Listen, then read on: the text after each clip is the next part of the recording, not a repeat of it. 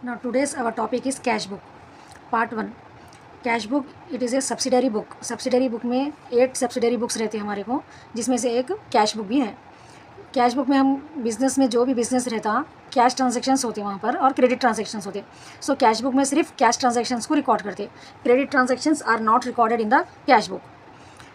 Receipts रहते हैं and payments रहते हैं हमारे को कैश बुक में. जो भी बिज़नेस में ट्रांजैक्शंस जो भी पैसे हमारे को आ रहे या हम कुछ पेमेंट कर रहे हैं वो हम कैश बुक में रिकॉर्ड करते. सो ओनली कैश ट्रांजैक्शंस ही रिकॉर्ड करना रहता हमारे को. अगर क्रेडिट ट्रांजैक्शन है, किसी के पास से हम उधार में परचेज़ करें या हम किसी को सेल करें, वो हम यहाँ पर नहीं रिकॉर्ड करते. Purchase book, sales book separate रहती क्रेडिट ट्रांजैक्शंस रिकॉर्ड करने के लिए. सो अगर कैश बुक के क्वेश्चन में अगर आपको goods purchase from XYZ, goods sold to ABC limited ऐसा कुछ दिए हुआ है अगर आपको, तो वो क्रेडिट ट्रांजैक्शंस रहते, वो उसको इग्नोर कर देना क्वेश्चन में हम. Now will see types of cash book. Cash book में हमारे को 3 टाइप्स के कैश बुक रहते हैं. सिंपल और single column cash book, double column cash book, triple और 3 column cash book. Simple column cash book, इसमें सिर्फ कैश के ट्रांजैक्शंस रिकॉर्ड होते हैं. कैश रिसीप्ट्स कर रहे हैं हम, पेमेंट कर रहे हैं.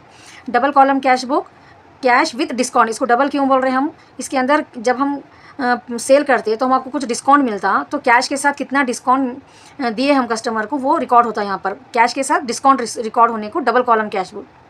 3 कॉलम कैश बुक में क्या रहता? 3 कॉलम बाय नेम इटसेल्फ, 3 कॉलमों को रिकॉर्ड करना रहता है इसमें कि कैश कितना आ रहा हमारे पास और डिस्काउंट रिसीव कितना हो रहा, और बैंक. कौन से भी बिज़नेस में डायरेक्टली हम कैश से नहीं डील करते, बैंक का भी ट्रांजैक्शंस होते हैं हमारे पास. तो 3 कॉलम कैश बुक में क्या रहता कि बैंक में हम कितना अमाउंट डिपॉजिट हो रहा हमारे पास, बैंक से हम कितना पेमेंट कर रहे हैं, वो भी यहाँ पर रिकॉर्ड होता. It's clear.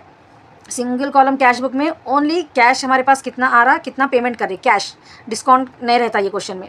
Double column cash book में आपको कैश के साथ कितना डिस्काउंट अलाउड हो रहा, कितना डिस्काउंट रिसीव हो रहा, वो भी रिकॉर्ड करके दिखाना रहता.